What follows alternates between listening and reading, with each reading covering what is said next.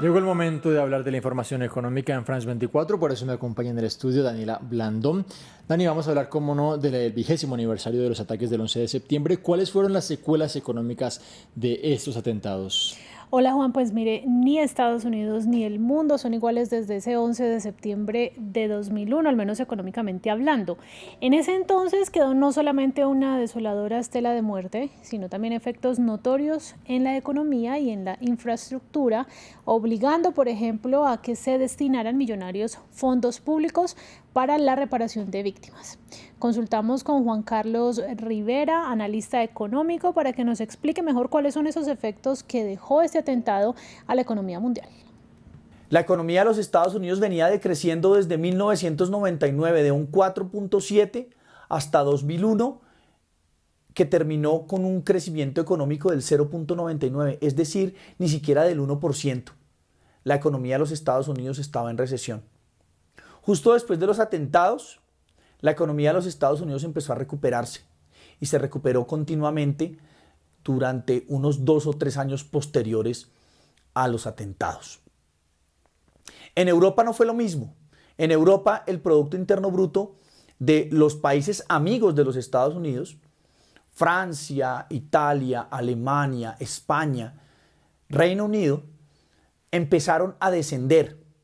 No en grandes proporciones, pero sí se presentaron decrecimientos por los efectos que causaron los ataques terroristas en los Estados Unidos.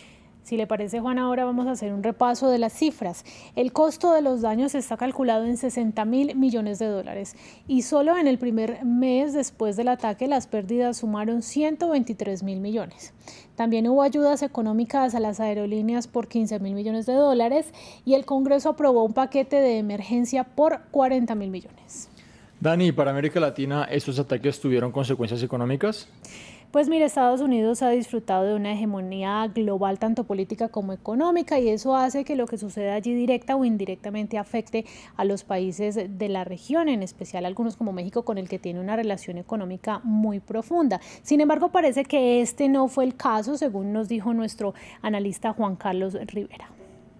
América Latina salió avante después de estos atentados terroristas, toda vez que el Producto Interno Bruto de la mayoría de los países siguió su comportamiento normal. Las inflaciones no se dispararon y el desempleo solamente se vio afectado de una forma ínfima en las empresas relacionadas con aerolíneas, turismo y hotelería. Es importante mencionar que América Latina adquirió compromisos con el gobierno de los Estados Unidos para reforzar la seguridad tanto en los aeropuertos como en los aviones que viajarían con destinos hacia los Estados Unidos. Entonces, es importante mencionar y dejar claro que América Latina no sufrió grandes repercusiones económicas después de los atentados del 11 de septiembre. Seguimos con este tema. ¿Cuál ha sido el gasto de Estados Unidos en fondos públicos para reparar precisamente a las víctimas? Juan, mire, un total de 2.977 personas murieron en los ataques de aquel 11 de septiembre hace 20 años, tanto al World Trade Center como al Pentágono. Y las reclamaciones económicas al gobierno de Estados Unidos fueron millonarias. Pues se estima que hubo 66.693 solicitudes de reparación por parte de los familiares de las víctimas, pero solo 41.154 casos fueron resueltos a favor de los solicitantes. En términos económicos, fueron en total 8.950 millones de dólares. En los próximos meses, estas familias, de hecho, podrán estar más cerca de esclarecer la verdad sobre lo sucedido aquel día. El pasado 3 de septiembre, el presidente Joe Biden firmó una orden ejecutiva que instará a la desclasificación progresiva de todos los documentos confidenciales relacionados con el ataque. Vamos con la cifra del día. 429.000 personas perdieron su empleo durante los 3 primeros meses después del atentado de ese 11 de septiembre en Estados Unidos. Juan. Daniela Blandón, muchísimas gracias. Gracias también a ustedes por estar con nosotros. Quédense en la pantalla de France 24.